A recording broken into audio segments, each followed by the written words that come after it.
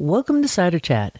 This week, it's Apples 101, meaning we're going to be going into a bit of the history of where apples came from and why the apples in the grocery store are not necessarily a great representation of the wide spectrum of apples that are both great for eating and making cider.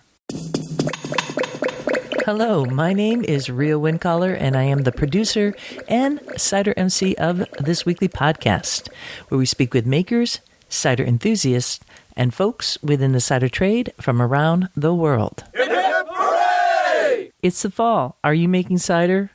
Most likely you are if you're listening to this here podcast, but if you're not, don't worry, there is so much great cider to be had, and it's really getting better and better and better with so many makers who have kind of come on board in the past 10 years or so, and they're, fine-tuning. And then even more recently, makers who have just started. I mean, the amount of information available just here on this podcast, we have a number of episodes for beginning cider maker. There's a Cider Making 101 that you could go to. I'll put a link in the show notes to that. So if you're kind of like stumbling along, and then all these follow-up episodes with Ryan Monkman talking about, bottle conditioning, our dear Ryan Monkman from Fieldbird Cider up in Ontario. So if you are new to this, you are in the right place. So grab a glass, sit back, enjoy the ride.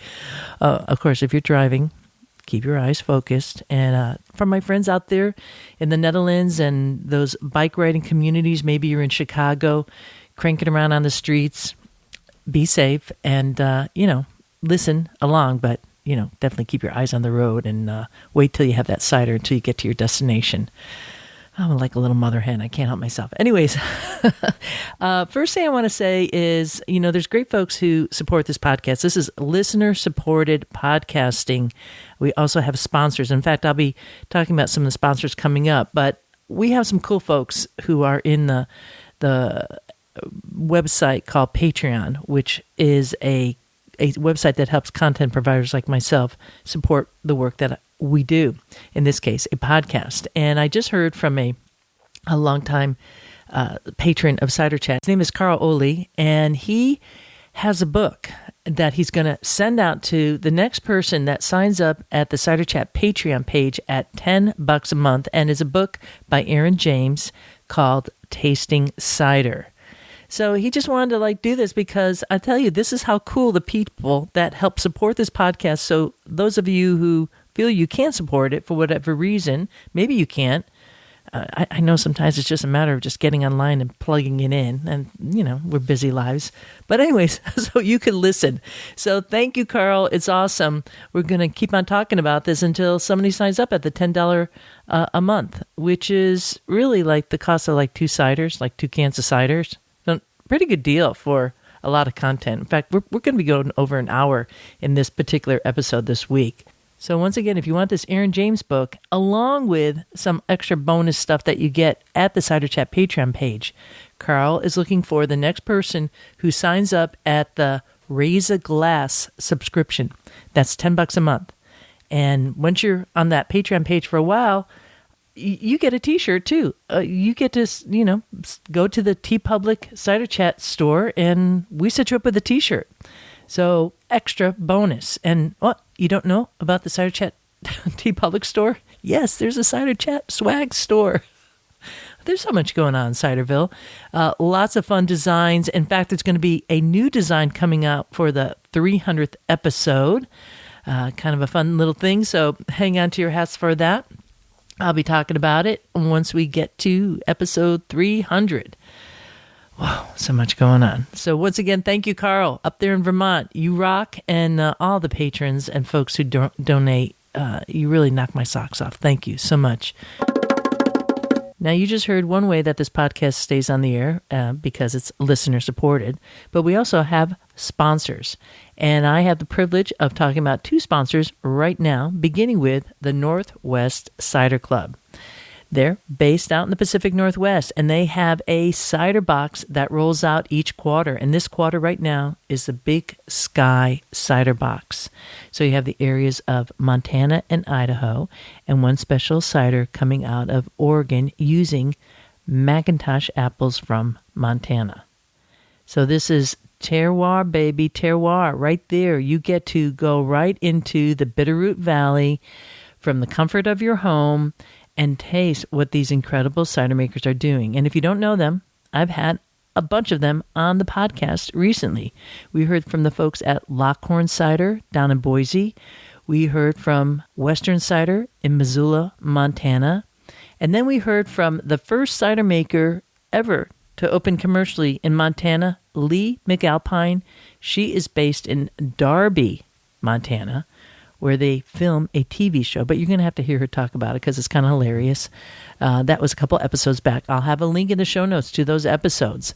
And I hope that really encourages you to sign up at nwciderclub.com/podcast and get their cider box today, because this is the last week.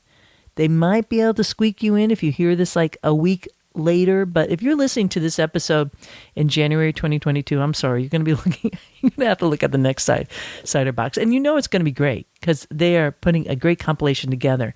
And this could be a subscription service where, every kind of quarter you get a new cider box.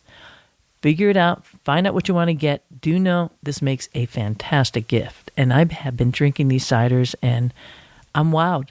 And I want to go to Montana. And I have the Northwest Cider Club to blame for that, including the amazing makers that are there too. So one more time, it's really easy to do. Do it today so you could get in on this amazing box. Just go to nwciderclub.com/podcast. The American Cider Association invites you to their 12th annual CiderCon, a global cider conference for cider professionals. CiderCon is taking place February 1st through the 4th, 2022, in beautiful Richmond, Virginia, at the heart of a celebrated cider region. With tours, tasting, educational workshops, demos, and more, CiderCon's return to an in-person event is bound to be one of the most energetic CiderCons to date. Special highlights this year include some awesome sessions delving into cider's flavors and terroir. Cider and food pairing expert Jenny Dorsey will walk you through a pairing framework with tasting samples that you can take back to your business, train your staff, watch your customers swoon, and see your sales grow. Renowned cider maker Diane Flynn will lead a panel on southern cider apples. You will learn about old southern apple varieties suited for cider and acclimated to the warm growing conditions we all face today. And Dan Pucci, co-author of the recently published book American Cider, will lead a panel discussion on the true crab non-Malice domestica apples, looking at growing conditions and how they can be used in cider making. Tickets to CiderCon are just $435 if you book by January 20th. To learn more about the wide array of events and educational sessions being offered and to register for CiderCon, head to ciderassociation.org today. CiderCon is an ACA member event produced with the generous support of members and sponsors. Learn how to become an ACA member or sponsor today by going to ciderassociation.org. For those regular listeners out there in Ciderville, you know that I have been rolling out little mini audio clips from past seasons as we're counting up to episode 300. Last week's episode, we were in season 3. This week, I have 2 little audio clips from season 4. And I'll tell you, it was not easy. Beginning with episode 151, which was titled The Sweet and Sour Side of Cider Podcasting, also known as Don't Fuck with the Cider Podcaster episode. I would say that season 4 started off in kind of an odd and strange way. And there's just a lot in this that I'd look at these different titles, like Journey to the Largest Apple Tree. That was with Claude Jacquelaire, as he was talking about his trip to Kazakhstan, episode 153. And then the next episode was Sexism in the Cidery. That was a panel discussion of women talking about their stance on what's kind of going, not their stance, I should say, but really what happened to them as makers and producers. And maybe they're taking a stand, but they're really kind of sharing it. And it's poignant. It's very poignant. Had a great workshop with Kurt Shear on Not All of These Are Gross. And now we're going to roll this little clip from County Cork's Killahora Orchard. And this is a really fun clip because it's singing, and I think that's where I'd like to kind of start this piece here. If you don't know about Killahora or Barry Walsh and his cousin, they won an amazing award just back in 2018 for their Wild Apple Bouche, and it won the Supreme International Championship for International Ciders at the Royal Bath & West Cider Competition. Yeah, so they got it going on. So listen to this song. It's sung by Barry, and it's an Irish folk drinking song called Johnny Jump Up. Let me tell you a story that happened to me one day as I went down to Youghal by the sea. The sun it was hot and the day it was warm. I figured a quiet pint to do me no harm. I went in and I asked for a bottle of stout, and the barman said, sorry, but the beer is sold out. Try whiskey or paddy, 10 years in the wood. I said I'd try cider, I heard it was good. No, never, no, never, no, never again. If I live to be 100 or 110.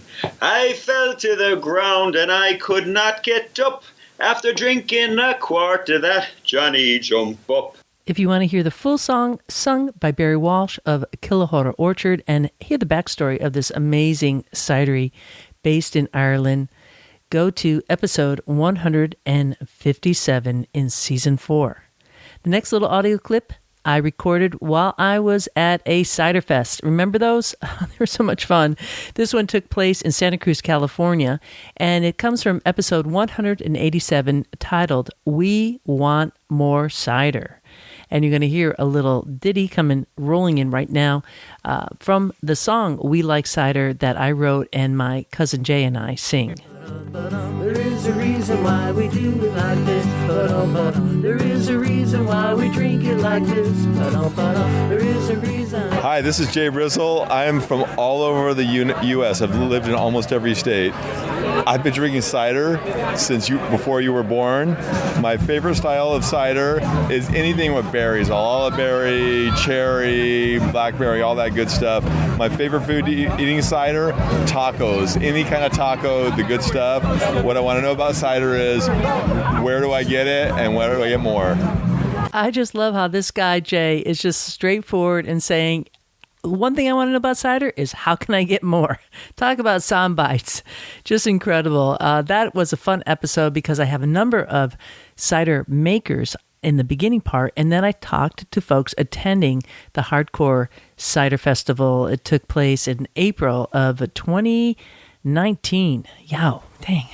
I think that's true. I don't even know anymore. It was season 4. That's all that counts. It's all like a blur, but it was such a good blur indeed. Anywho, that's amazing, right? When I come back, we're going to be rolling into the feature presentation on Apple's 101 with Sean Turley and William Mullan.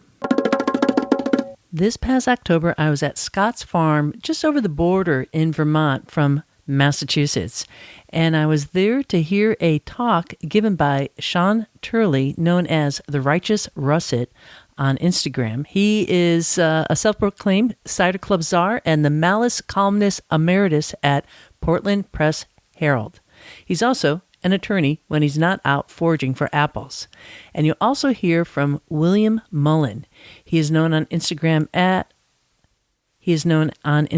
as Palm Queen. And both these guys, if you follow their feed, in Sean's feed, you see him holding the apple in his hand. And for William, he has a much more artistic eye. In fact, so much so that he just released a book this year called Odd Apples. And it's kind of like a coffee table book of these amazing photographs. We're going to first hear from William as he tells us a bit of his background getting into all this. And then they're going to bring us along on this kind of fun overview of apples. And I found it really, really enjoyable. Even though I know a lot of this stuff, there's always something that another person you're talking to brings up and brings you a little bit deeper down the rabbit hole of apple joy. So that's where we're going to go to next.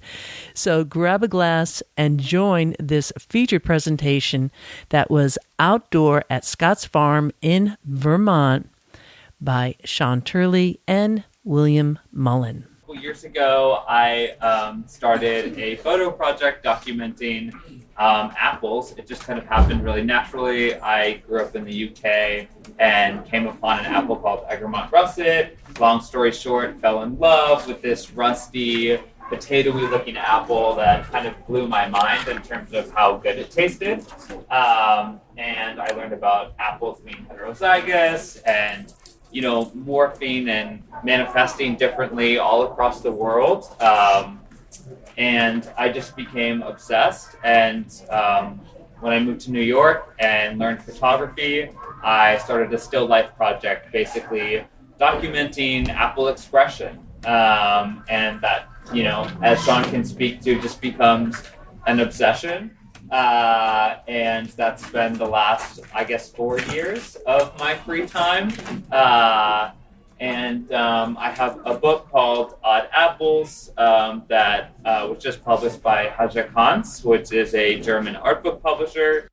I'm from Maine. I do a bunch of stuff in Maine. I work with the Maine Heritage Orchard, which is a historic orchard, which has, we're grafting, I think, about 400 different varieties of apples that were historically grown in Maine. I run an apple tasting every year.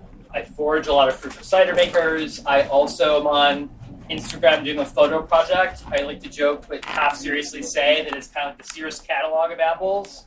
I don't really kind of have the artsy quality that William, I think, brings so beautifully to it. And just what I try to do is kind of document things for people to reference and also provide a bit of history about these apples. So most of my fall is spent driving around New England, looking for apples from wild trees, which we'll talk about a little bit later, to grafted varieties. And then this is, you see some similarities. This is our apple tasting from 2019. And I run a cider club or cider share in Portland. So what we wanted to start with a little bit is kind of apples 101. So how do we get these different varieties? Where do they come from? If you like one, how do you grow it in your orchard or in your backyard? What's the deal with all those trees you might see on the side of the road? So kind of cover some basics. And please ask questions here because this can seem a little complicated and getting a good foundation here is really helpful to understanding how amazing this mosaic of apples is and how it represents hundreds of years of growing apples. Apples are Malice domestica. That's the Latin name. So they're from the genus Malice, which houses, you know, crab apples, wild apples, eating apples, ornamentals, and that itself is housed by the Rosaceae family, which I might be butchering my pronunciation, but that's essentially the rose family, which has been around since the Paleocene and houses, you know, prunus, which is plums, peaches, cherries, almonds, other nuts are not part of prunus, but also in the rose family, apples, pears. So a lot of culturally celebrated, nutritionally important, and economically important plants come from that family. And I would argue that apples are kind of like the ultimate expression of it, dare I say.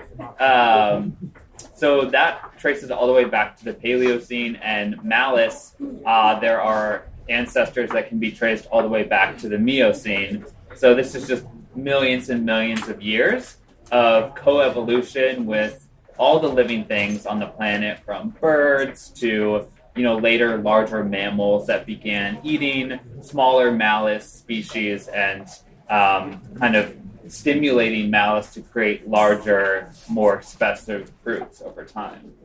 Actually, this is probably the most important fact that you could know about an apple is that they don't grow true from seed. So if you take, you know, a Black Oxford seed right now and you plant it, it's actually pretty unlikely that you're going to get an apple as beautiful and dark as Black Oxford. You're going to get something different. It's going to have some traits of the seed, so some Black Oxford traits, but it will also have some traits from a pollinator parent. So whatever little cute bumblebee brought over and, you know, pollinated that little seedling tree. And so because of that, every apple that we eat over here is all the work of grafting. Basically, people will pause. Yeah. Yeah. So to show you. Yeah. So this on the left is Duchess of Oldenburg, which they grow here at Scott Farm. It's early September apple. Little stripy, kind of cute. And then it's one of its kids, you could say, is Wolf River. This massive cooking apple, ripens later, can weigh like 12 ounces to a pound. And so compared to humans, genetically we're relatively similar to our parents. Apples, not so much. So it's what's called extreme heterozygosity, which basically means that genetically those seeds can vary tremendously from their parents. So you will get some traits, but as William said, if you planted, this table out into seeds, we would get all new apples. And by new apples, I mean never identified, never have existed in the past. You can name them; they're totally new. So you throw the Macintosh out your window. 20 years later, some other tree is going to be sprouted up there and growing fruit. It could taste great. It could taste terrible. It could be really mealy. There's all sorts of things. So that's kind of the most important thing. So then that leads to, well, how do you, how are there millions of Red Delicious trees or millions of Honeycrisp trees? Actually, one other genetic piece before that. So one thing that also happens is called a sport, which is a bud mutation. This means you're growing, let's say, Honeycrisp. You've got a Honeycrisp tree, and one branch of your tree will suddenly develop slightly differently. It will just kind of mutate on its own, randomly. Okay? So here's a good example of a sport. So this is a historic variety called Adams Pear Maine. As you can see, it's kind of a reddish apple. And then this is its sport, Adams Russet, which is all russeted. In fact, one of the most famous sports is called Razor Russet, which is a Golden Delicious sport. So Golden Delicious, I'm sure you've all seen. Razor Russet is entirely russeted. It's like a squat apple. And just randomly that happened. So not only do you get seeds growing into new trees, but also branches and trees themselves will kind of mutate rarely, but will happen, and then develop new characteristics. Yeah, something kind of amazing too about the seed thing is, so say like an apple has 5 seeds, and there's 50 apples on a tree. It's highly unlikely that all those seeds are going to successfully produce a tree. It's actually super rare. But say they did, or there's 100, that's like, what is that, like 500 potentially new apples. So, yeah, it's pretty mind-blowing. So when, in the 1800s, we'll get to history a little bit later, but documented apples, there are roughly 6,000 to 10,000 varieties of apples. And so this could be people who planted seeds on their farm and just named that tree whatever they wanted. It could be things that we still have today with us. So it's an incredible diversity and makes it very different than really any other fruit in terms of that diversity. But the way, if I wanted to replicate, yes? Is that unique just to apples, this process? Pears do this too, but most fruits are by crossing. So you're actually controlling that pollination piece, and what results is much closer to the parents. So here, this idea that a seed is so different than the parents is really apples and pears. So pears, you also will find wild pears if you drive around. That similar process. Thank you. Sure. So if you did want to recreate this apple, so let's say you are the lucky person who grew the first Honeycrisp, and you're like, this apple's amazing, I want to give it to all my friends, I want to make lots of money. What you do is you take what's called signwood from the tree, which is a young branch. Okay, this is our friend Matt Kaminsky holding a bunch of signwood from a tree. You do it in the winter when the tree is kind of asleep, and you take that cutting, and then you do what's called grafting, which is this kind of magical process by which you take the tree, the fruit you want to grow, that's that kind of reddish branch, and you take what's called a rootstock, which is your base, and you basically fuse them together. And they'll learn to grow and create a kind of fused state at the scion, and then it'll grow that variety you grafted on. So the variety will grow will be this variety, not the bottom one. So if you wanted to recreate Honeycrisp, you would go get a bunch of this rootstock, you get a bunch of little branches of Honeycrisp, you graft them all on, and you'd have a Honeycrisp orchard. Right? So every apple that we have is really a clone of an original tree. There was one original of each of these trees somewhere in the world, many of these from Europe, mostly from the United States, that was recreated through ciderwood. And so you can see this process happen kind of gradually, right? Like I find an apple I love, I give some to William, Willie gives some to his friends, and then over decades, hundreds of years, this variety is very well known. Yeah, cultivation fosters sharing. And so when the trees get to be old, you'll see things called grafts, which is these things these people are pointing at. These are very obvious ones. Oftentimes you can't see them. But that's how you would know this is a tree that someone purposely brought into their orchard, as opposed to grew from seed. Because again, growing from seed would be a totally unique tree, and there would be no grafting involved. You just plop the seed in the ground, and apple pop a apple tree. What Simone was saying about how Zeke converted the orchard from Macintosh into these varieties is a process called top working. So basically what you do is you chop off part of your tree, you attach that same scion to the tree, like this, and then from those little branches will grow the variety you grafted in. So even though the base is a Macintosh, the tree from that point forward will grow into Black Oxford or Apiatole. So you can take an orchard that you don't like the fruit and you can convert it entirely into these cool different apples. And so this is what they look like a couple years later. So they grow. They kind of just like know to work together with the base tree. And now these will be your new apple variety that you grafted in to the orchard. Question. Yeah. Is there a high success or a high failure rate among that? I would say that grafting is hard to do well. You have to expose a very small amount of membrane. But if done well, it's very successful. So the people who do it professionally, I would say they're in like the 90-95% range of grafts taking. And when you order trees from a nursery or something, they've already let it grow for about a year or so to make sure that graft takes. So it can fail, but what's fascinating is it doesn't matter what the base tree is, and it doesn't matter what the new variety is. It's just they go, oh, you're an apple, I'm an apple, and they'll link together. So it's totally flexible in that way. And in fact, know plenty of people who have top-worked trees where they'll have a tree and they'll have 8 varieties on that tree. So they'll have every branch will just be a different variety of apple, like a Franken tree apple. Sure. Okay, so now a little bit of history. William started touching this, but let's kind of go over it again a little bit as to where apples came from originally. And again, as William said, millions of years ago, and kind of how they came to be these edible things we know. So you want to talk about the museum briefly again? Yeah. So basically, here's all of human time, or all of time on the earth. All of time, right there. So apples are part of the rose family, and the ancestors of Malice can be traced back to the Miocene. And back then, apples probably looked like tiny little crabs, which were mostly seed. And over time, they got bigger. So consumers of Malice were probably mostly birds at this point.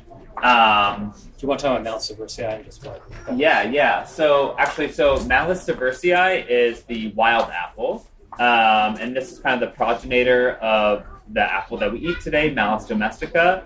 Malice Cerversii is still actually can be found in research orchards and across, I would say, Middle East or Central Asia. Yeah. This is a Malice Cerversii example. It's a sample from the USDA orchard in Geneva. Got another one here. It looks like an egg. And then 2 more. This one to our left is Nieswitskiana, which is an apple that they actually have here at Scott Farm. It's right here on the table when you come up and look. Is sort of the progenitor of all red flesh apples. Almost all red flesh apples can be traced back to Nieswitskiana. And this apple can be traced back to the Tian Shan Mountains, specifically Kyrgyzstan, where Malice Cerversii became Malice domestica, which is the apple that we eat today. And this was basically a long, many thousands of year process where larger mammals started eating Malice Cerversii and basically Malice responded by making larger, sweeter fruits, sensing that there was something, that needed more nutrition, and the tree could travel far or further if it did that, basically ensuring its survival. Right. That's from there. Basically, apples were then later consumed by humans, who did all sorts of things with it, like make cider. Do you want to get to talk about Kendall and... Yeah, and then, they get kind of like... Basically, they travel up from Asia through Europe, eventually, and get kind of wrapped up in our economic systems, essentially. This apple here, which is also an apple from Scott Farm, Candle Synap, looks like a candle, and is, for me, actually one of the more kind of interesting examples of what I see kind of Malice expressing itself, maybe to larger mammals. Candle Synap is really beautiful and stunning and looks like a lantern on the tree. And, without sort of anthropomorphizing the tree too much, feels like some animacy, some agency in the tree presenting something really beautiful that, it wants to be consumed so it can spread its seed and further the species. And that feels like the only way I can explain it, looking so vastly different from most other apples in shape. It feels like, a lantern in the dark, essentially. It's also a really delicious apple. So one thing that people across time have experimented with, particularly in the United States, is using these wild apples to try to reintroduce some of this genetic material, which is actually really important right now because with climate change, there's a lot more threats on apple trees, particularly things getting warmer the farther north you go, pests, bacteria, various things that used to never appear, let's say in New England, are now here. And our varieties that we've historically grown here just might not do well. They might be really susceptible to something that used to be in the mid-Atlantic is now here. And also these wild apples have really strange qualities, like the red flesh we were talking about. And one of the people that I think I can safely say we both idolized quite a bit is this guy, Albert Etter from California. He bred apples. So what he would do is he would control that process of pollinating the flower and trying to cross apples. He also planted a lot of stuff from seed. And what he developed were all sorts of red-fleshed dessert apples. And by dessert, I mean fresh-eating apples. But those same wild traits could help protect against various diseases and threats that today might wreck your... Like Honeycrisp, for example, is an apple that is very susceptible to a variety of things that kill it. It's actually very labor-intensive to make Honeycrisp. So trying to figure out genetically what there is that we can introduce or cross to create new apples that'll survive is like kind of the cutting edge of apple work that's happening. Yeah, the process that Sean was speaking to is referred to as basically open pollination. So what Albert Etter did was, get apples like Nietzscheana or Surprise, which is a German apple that is pink inside, that is a child of Nietzscheana, and other apples, plant them, and then basically take their seedlings and plant those. So basically allowing curating apples with traits that he really liked, wild and cultivated, and allowing them to naturally cross in the environment. So by also doing that, he's kind of getting apples that are responding to those conditions as well, which I would say is super advantageous. Yeah, and this is a very laborious process. So a lot of universities do this work of crossing apples, and I mean, they're planting out thousands and thousands of unique trees, and then selecting one out of every 10,000, and then seeing how that does, growing into a full tree and how it survives. But to William's point, when you see these seedling apples on the side of the road, what's interesting about them is they've clearly adapted to their environment, right? Like they're alive, even though they're not being cared for, and they seem to be thriving. So what is it genetically about that apple tree that loves being, in this area of Vermont or some area of Maine? So trying to unpack all this is kind of a really complex, interesting process that takes a very long time. Because again, you can't just in a lab, combine two apples and arrive at the perfect apple, because every time you cross, the relationship to the parents is a bit more attenuated, and it's just trial and error over and over again. So now transitioning, so as William said, the apple moves largely by animals from Central Asia to the Middle East to Europe. When it gets to Europe, there's already farms there. It's pretty well established. So apples are grown kind of selectively. But when colonists from Europe came to the United States, it was inconceivable to bring a tree. So what they brought were seeds.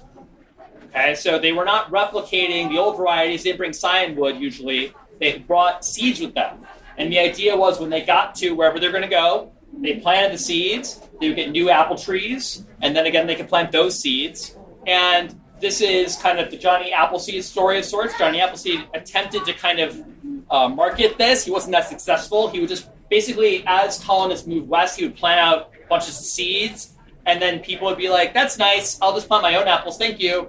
But this idea of seeds being the kind of genus of kind of American apples is what leads to this huge explosion in diversity. Because again, if every farm is planting 10 unique trees and you have thousands and thousands of farms across the United States, you're going to get tremendous variety of apples. So that's kind of the first wave of apple development in the United States is seedling apples. So we usually eat apples fresh, but on a farm, you'd have apples for livestock. You've had apples for cider. You've had apples for eating. You've had apples for cooking.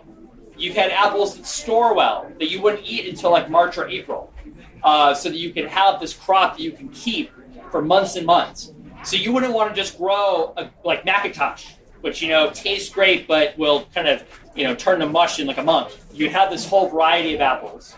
And one big part of that was cider. And what's important to realize is that cider, both we think of as like an alcoholic drink that, and by the way, when I mean cider, I don't mean sweet cider, I mean hard cider, fermented cider. But it served another purpose. In a lot of areas of the country, water wasn't actually safe to drink, and so people would drink cider as kind of their daily beverage. So there's all sorts of kind of historical records of massive barrels of cider, and kind of like the workers coming in from a field and drinking cider.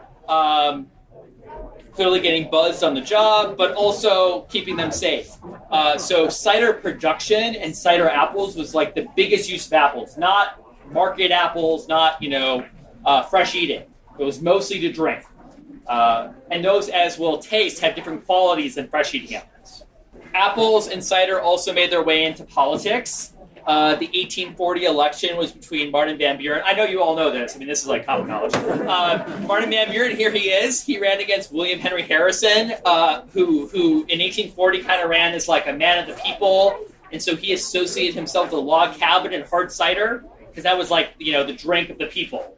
So here's Martin Van Buren, drinking some champagne, and here's him trying cider. He looks fairly perplexed and disturbed. Here's William Henry Harrison as a train with a hard cider barrel barreling into Martin Van Buren and knocking him over. One thing that Simone touched on briefly that is actually a bit of a misconception is temperance and the importance of prohibition and stuff in terms of cider. So most people who grew apples for cider did so on their own farms. There wasn't like a market. They weren't selling cider. They were just drinking their own cider. And if it went bad, they just had their own vinegar. And although temperance was obviously a big movement, particularly in New England, there's all sorts of myths about people running around with like axes cutting down trees that didn't actually happen. Temperance existed, and maybe it encouraged some people to stop drinking cider, but there wasn't like a mass movement to like eradicate apple trees and cider apples. Instead, what really made the biggest difference were a couple things. One is the railroad. Because once the railroad reached Washington State, which is like the Garden of Eden of apple growing, it became much cheaper to just ship apples from Washington and buy them here. So you have cheaper apples coming east, which then was like, why am I, growing these apples that are hard to grow? There's all these disease issues. I could just buy an apple and it's cheaper. So that's number one. So that might mean, again, I'm not going to produce as many myself, or farms are going to honestly just go out of business because they can't compete. And then the second was the push towards kind of commodity apples. Does anyone know what this is? It's the ultimate commodity apple. It is a Red Delicious. Yes, you're supposed to boo at this point. Boo, Red Delicious, boo. So the Stark Brothers Nursery was this massive conglomerate nursery in the early 1900s who would sell and kind of push this idea of, don't grow those dumb historic varieties. They don't always grow well. A lot of apple trees are biennial by nature, meaning they'll take a year off. Don't do that. Grow Red Delicious. Red Delicious is marketable. It's sweet. It'll hang out on the shelf for like 4 or 5 months, which is disturbing. And you'll make tons of money. And so that was the movement. Was capitalism kind of changed what people thought they would grow. Instead of growing exciting, cool stuff that people look at and are like, oh, what's that? You just be like, why don't I just grow only Red Delicious? After Red Delicious came the next kind of commodity apple, which was Golden Delicious, which also Stark Brothers controlled. And here's actually an ad in one of their catalogs saying, I'm sure apocryphal, someone saying, oh, I used to grow all these interesting apples. I just grow Golden Delicious now. I make tons of money. It's way easier. They fruit every year. This is great. No Wolf Rivers, no Hubbards and none such. Get rid of those apples. That is the first Golden Delicious tree in a cage to protect it from people taking signwood from it. So as you can see, there's like a guard guarding the tree. And here's some of the early Golden Delicious. And as you're noticing, the emphasis is on size and color, like yellow and red are the only apples that matter. And you can see here advertising, look how much redder our Delicious is than the historic one. And so, as I said, you can't do this purposely, but what this represents is a sport. So if millions of people are growing Red Delicious, every so often one branch will develop a new type of Red Delicious. Maybe it's redder, maybe it lasts longer, maybe it's sweeter, and then Stark Brothers Nursery, for example, would put it in a cage, as you can see, and then sell it. I'd be like, you should all grow Stark Delicious. Again, it lasts longer. All these commodity reasons why people would want to grow apples. Not related to flavor, not diversity, not experimentation. Just you have so many acres of land, you want to make money on your orchard, grow these apples. Yeah, especially in post-war World War II America, you have basically the supermarketization of apples and lots of other plants that we eat. Refrigeration and refrigerated trucks also accelerate this. Just like the railroads, apples can keep for longer, stay fresher, and so seasonality is kind of no longer important. Keeping apples take a huge leap forward here, and now we have apples like Cosmic Crisp, which are said to last an entire year, essentially.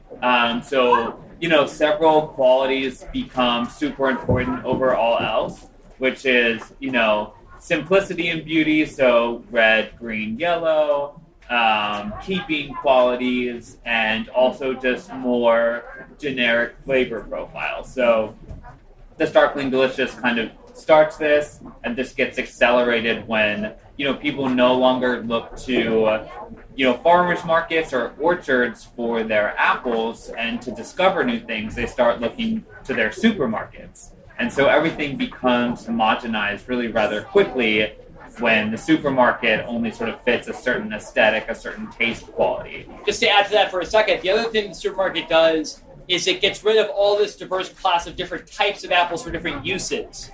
So you can't go to a supermarket today and get a baking apple or a storage apple or a cider apple. All they sell is fresh eating apples. So the idea of apples for different purposes collapses. And it's just, what are the fresh, sweet tasting apples I can buy to eat? Which is sad because, for example, a lot of these older varieties are great for pies. And most of the varieties you buy in the supermarket are terrible for pies. Like Macintosh just collapses when you make a pie with it. But again, you don't have another option if that's where you're getting your apples from. That is the apple you could buy, and it's local, and so you're like, oh, cool, I'll make a Macintosh pie. So not only is it sort of flavor profiles and looks, it's also, there's no emphasis on different uses. It's just fresh eat. Apples are things you put in your lunchbox and eat. That's it. Yeah, and you know, looks and flavor are also not mutually exclusive qualities. They are intertwined. So, you know, Sean put a lot of russeted apples out here on the table. Russeting is a quality that's really discouraged by supermarkets. It's seen as a visual blemish, dull looking, etc. But russeted apples are often the most delicious in flavor, far more delicious than any supermarket apple. They're often great for cooking, great for cider. They have really, honestly, really multi-purpose uses, which should essentially kind of make it actually rather friendly in a capitalist system that favors efficiency and multi-purpose. Yeah, but they're brown, William. But they're brown, they're dull, they look like potatoes, and they also have funny, funky names with long histories that can't be reduced to 2 syllables, although I'm sure maybe someday that'll happen. Curiously, russeting is still and has been historically accepted in pairs. But like Bosque is obviously a totally russeted pair of apples. Boo, no russeting. Do you want to talk about Lucy Glow? Yeah, so there is, I will say, some diversity happening now in the supermarket scene. There's one apple, Opal, that's like really interesting for being banana yellow and actually kind of having an interesting flavor. It tastes like coconuts and pineapples and bananas. Or Lucy Glow, which is basically a Hidden Rose cross with Honeycrisp. So kind of an apple for the Instagram age, perhaps. It is pink inside. It has kind of an ombre pink. How's it taste? I think it tastes like a slushy, essentially, like a slushy that you might have had in a I would say, pre-9/11 America, where things are optimistic and sugary, and there's lots of really pink and really blue gender reveal aesthetics. Yeah, so there is kind of this like trying to diversify and market apples in a different way happening now, somewhat unsuccessfully. Yeah, Cosmic Crisp has been relatively a failure. So it was developed by a university breeding program, like Honeycrisp was. Honeycrisp was developed by the University of Minnesota. And again, this is a decades-long process of crossing things, planting seeds, growing apples, seeing what traits they have. And Cosmic Crisp, for example, had a $10 million marketing campaign behind it.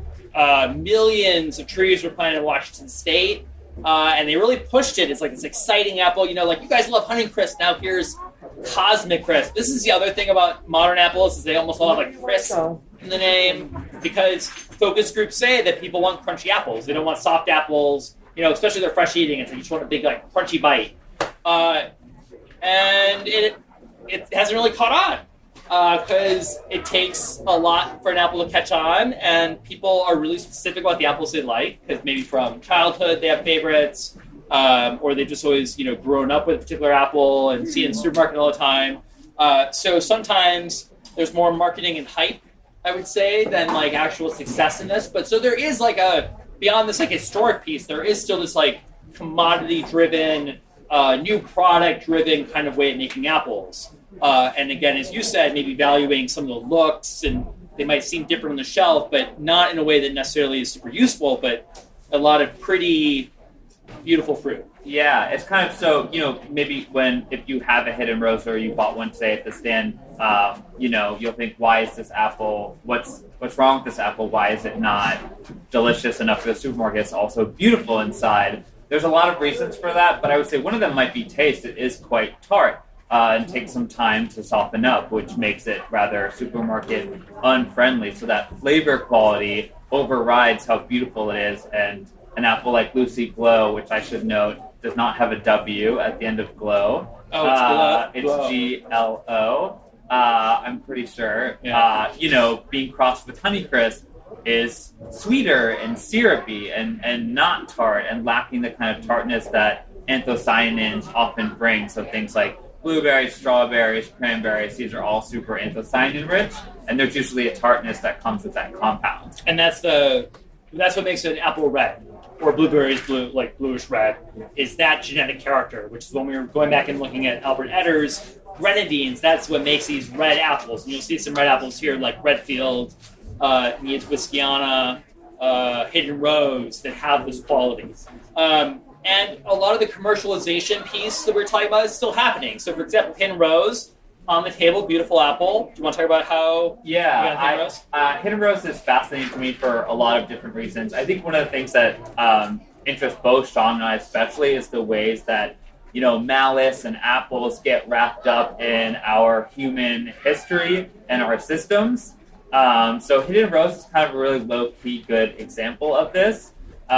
Basically, it was found by a man named Lucky Newell in the 1960s in Arley, Oregon. So it would have been growing from seed. Yeah. Right? So just a tree out somewhere happened to be a red-fleshed apple. Yeah, so imagine that, being the first person to discover Hidden Rose and bite into it and see this like really vibrant neon pink flesh. So basically, Lucky Newell doesn't do anything with this apple but enjoy it. And then he passes, and a man named Louis Kimsey buys his property, and also then rediscovers Hidden Rose for himself, or Arley Redflesh, which is what he names it. So he names it after the town, Arley, where it was discovered, and he starts selling cyanwood to people so that they can graft it and basically sharing this apple. So cut to, basically 21 years later, one of his customers, a man named Eric Schwartz, decides to trademark this apple as Hidden Rose, which basically now forbids it from being sold as anything else and now requires, I think, registration to commercially sell it. So he's now capitalized and commoditized this apple, which was once basically, free and available with the simple purchase of cyanwood, which will run you, $5-10? And then you can have, Hidden Rose for as long as your trees last. And anyone could grow it. Now you need to be part of a specific club to grow it and use the name. Although I think that is not as tightly enforced as one might imagine. Still, I find the attempt really rather fascinating. And actually, to get around this, a lot of growers have renamed their Hidden Rose another name. So you hear of Mountain Rose, which is basically Hidden Rose. It's genetically identical, but grown in a mountainous area of Oregon, the Mount Hood River Valley. In New York, there is an orchard called Tamascot that I love that had to call their Hidden Rose Pinkaboo, which is an atrocious name, but they had to do that because they didn't want to essentially pay to use the trademark name. So you have this, beautiful, wonderful apple, this gift from the tree, basically being capitalized by a greedy person named Eric. Another piece in this, so you've got, again, this big push to commodity apples, clearly a counterweight and kind of movement against it. So you've got people throughout the country. These are two examples. This is Lee Calhoun, who relocated hundreds of southern apples that were historically grown in the South. That's John Bunker from Maine, who did the same thing in New England. So basically going back to old records, meeting with old people who live on farms, trying to figure out what they're growing. If they find a lost variety that was grown hundreds of years ago, finding it, grafting it again, sharing it widely, to then recreate this historic record. Because really, most orchards don't have this. And so it was about finding those apples, getting cyanwood, shouting to the heavens about that you have it, encouraging people to grow it. People like Zeke then deciding, I love these apples, I'll graft them into the orchard. And then, decade two later, this is what you have. But this has been a very laborious, intense process of historical detection work to go find all this stuff and identify it and look at pictures and read descriptions and try things to basically rebuild what we lost over the 20th century, which really almost entirely disappeared. Other than maybe, again, some heirloom varieties like Macintosh surviving. It's been a lot of work, but we now get to literally eat the fruits of that work through trying these apples that, again, maybe for 100 years have not been available. The last thing we want to talk about commoditization is kind of blemishes. If you want to. Yeah. So what keeps apples pristine and shiny is usually spraying, although not always. It's also possible to not spray and come out with really exceptionally pristine apples. But most of the apples that you'll buy in the supermarket and sometimes farmers markets are heavily sprayed to arrive to you completely blemish-free and of, suitable market size. And really, when you find apples, along the roadsides, or on completely unsprayed orchards, you'll find some quote-unquote blemishes. Things like, as you can see here, sooty blotch, which is basically bacterial, and is this, looks like it's been, sitting in front of a truck that's spewing fumes at it, but it's actually quite beautiful, and it's also harmless to you, and it's usually the sign of, I think, a healthy, maybe we'll not put a qualifier on it, but just the microbiome of an orchard. So it is part of the natural process. Other things like apple scab, which are little pink marks on the apple, are another basically just reaction from the fruit to its environment. So these things are, russeting is another example of this. And sometimes you'll see it rather extremely, apples will even crack. And sometimes flavors intensify from that. Pink pearls that I've had, which is a pink flesh apple that have been sort of cracked in some way, were more pink and more flavorful. So sometimes these, blemishes and stressors can be really good for apples in terms of flavor. And yet they are, completely erased from most of the apples available to us today based on aesthetics, essentially. Actually, another kind of, one of my last ones, this is a Sam Young apple. It's very similar in flavor to Ashmead's Kernel. It's an Irish apple, but this line that you see going down on it, you also see it on some of the knobbed russets. That's called European softfly, and it's basically a fly that, this is maybe going to gross people out, but just, it's all outdoors. But basically, this fly burrows itself into the apple when it's young and lays eggs in the apple. And before you eat the apple, these eggs hatch, and the flies come out of the apple, and they leave like these tracks, basically these track marks on the apple.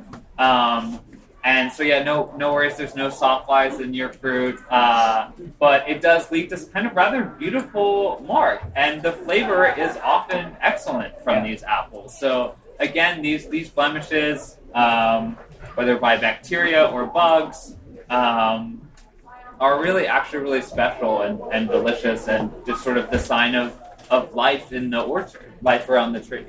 So we're going to move on to tasting apples in a moment, which again are going to be set up behind us at the tables. But we wanted to kind of talk about each of these apples to give you a bit more of a context rather than just trying 8 apples and saying, oh, those are nice.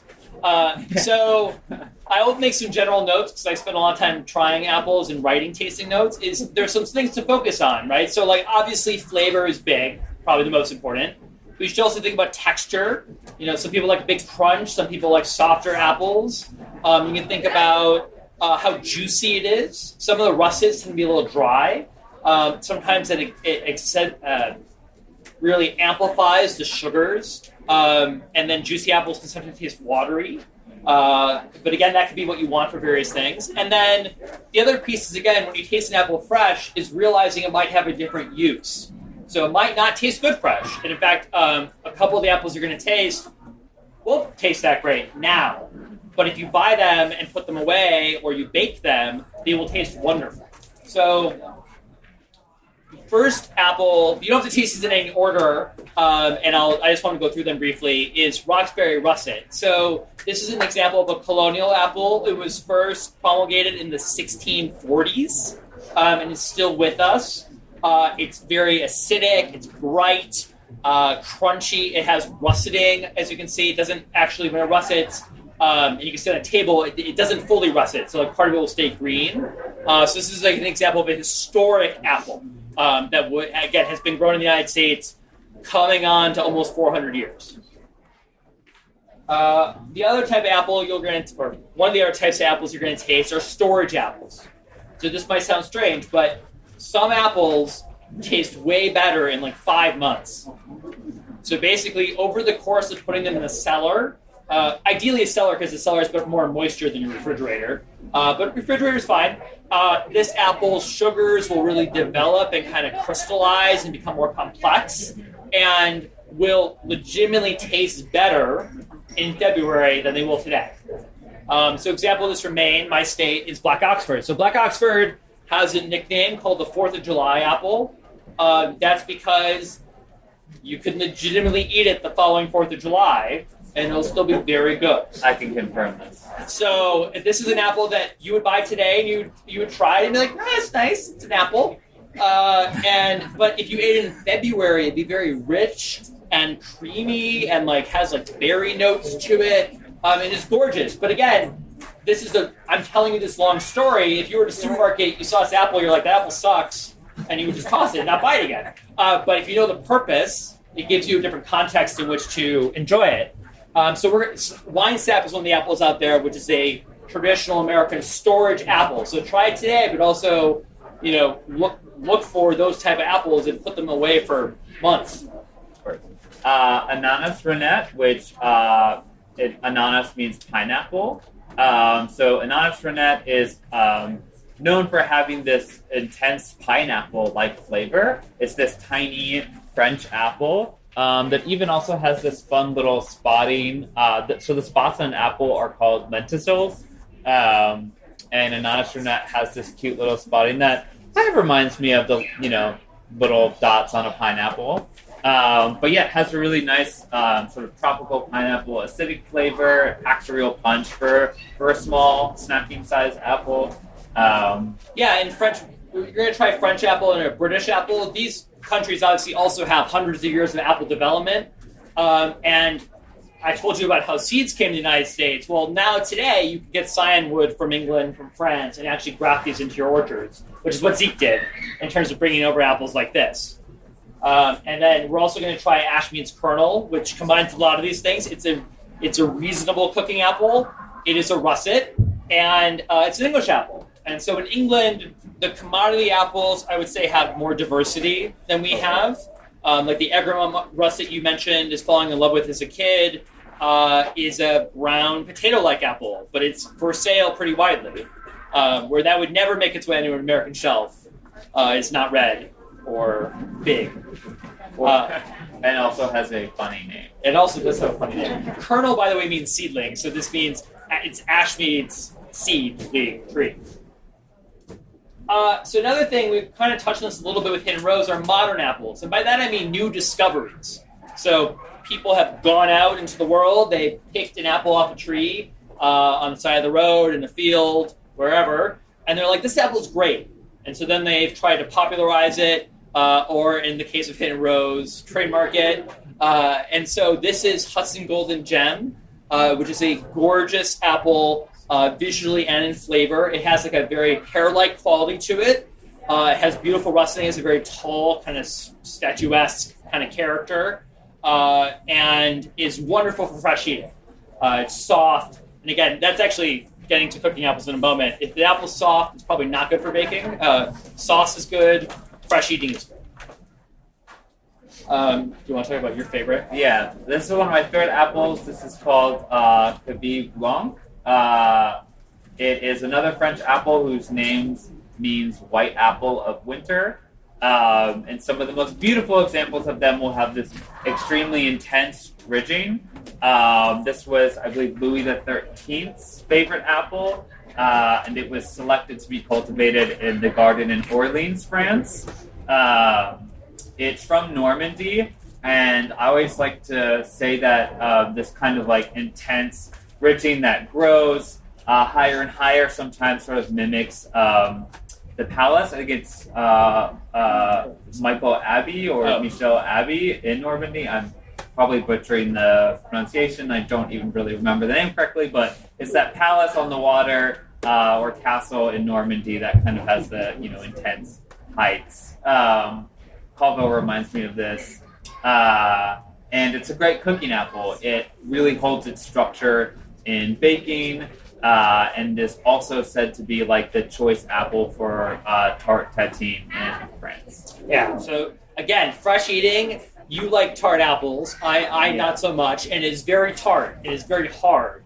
But again, if you put it in a pie and bake it for an hour, it'll still have some residual structure to it, which is often what you're looking for in a cooking apple. So here again is an apple that if you saw it on the shelves in the supermarket, that look a little weird, but has this other purpose for which it's been kept around. We've already touched on this a bit, but russeted apples, there are plenty on the table. There are plenty for sale. This is, again, a skin condition that's triggered by various environmental factors. Some apples will never russet. Other apples will russet quite frequently, which is why we call them russets. And it tends to kind of concentrate the flavor a bit. So they tend to have like more complex sugars. And we're going to be tasting Belle de Boskoop, which is a apple from the Netherlands. Big, bright acidity, really rich in flavor. And then the last one, and we're letting you off easy on this, is cider apple. Yeah. So cider fruit does not taste good fresh usually. What you want in a cider apple, and what I spend most of my fall driving around trying to find, are wild trees that are bitter in flavor.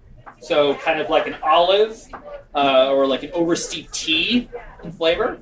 And are sweet, so they have sugars, because I'm going to ferment them, and I want the yeast to eat something, and have almost no acid. So they taste weird. They taste very off-putting. You would never eat them fresh with cheese or something like that. They taste terrible.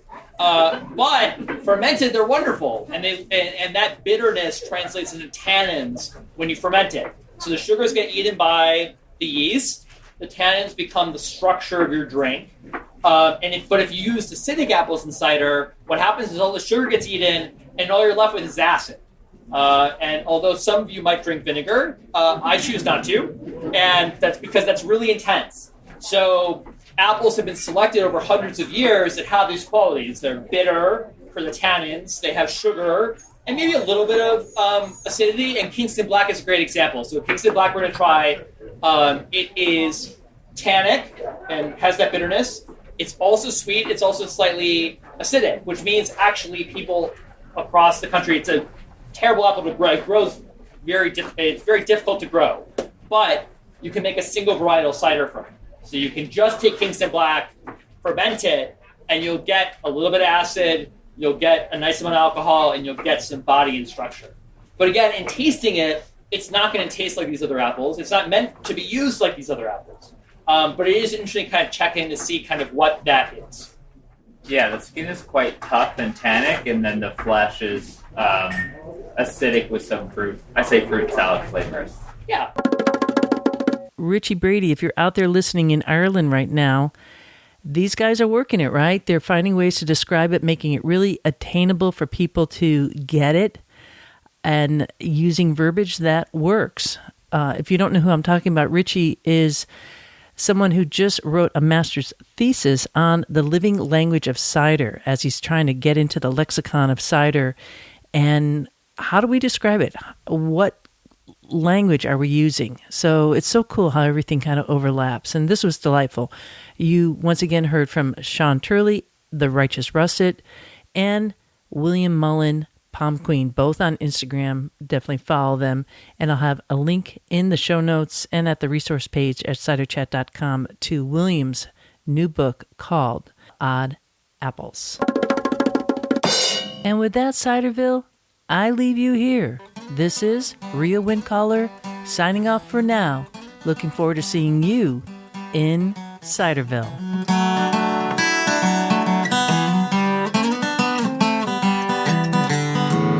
We like cider, we like palms, we love orchards and having fun. There is a reason why we do it like this. Oh yes there is. There is a reason why we do it like this. Oh yes there is. There is a reason why we drink it like this. Oh yes there is a reason.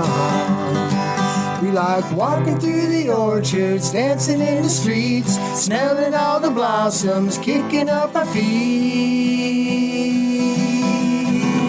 We like cider, we like palms, we orchards, having some fun. There is a reason why we do it like this. Oh yes, there is. There is a reason why we do it like this. Oh yes, there is. There is a reason why we drink it like this. Oh yes, there is. There is a reason. We like walking through the orchards, dancing in the streets, smelling all the blossoms, kicking up our feet. Oh yeah. We like cider. Oh yes, we do. We like palm. Oh yes, we do. We love orchards, having some fun. There is a reason why we do it like this. Ba-da-da-dum. There's a reason why we do it like this. Ba-da-da-dum. There is a reason why we drink it like this. Ba-da-da-dum. Ba-da-da-dum. We like walking down the orchards, dancing in the streets, smelling all the blossoms, kicking up our feet. Oh yeah. We like cider. Ba-da-da-dum. We like palm. Oh yes, we do. We like orchards, having some fun.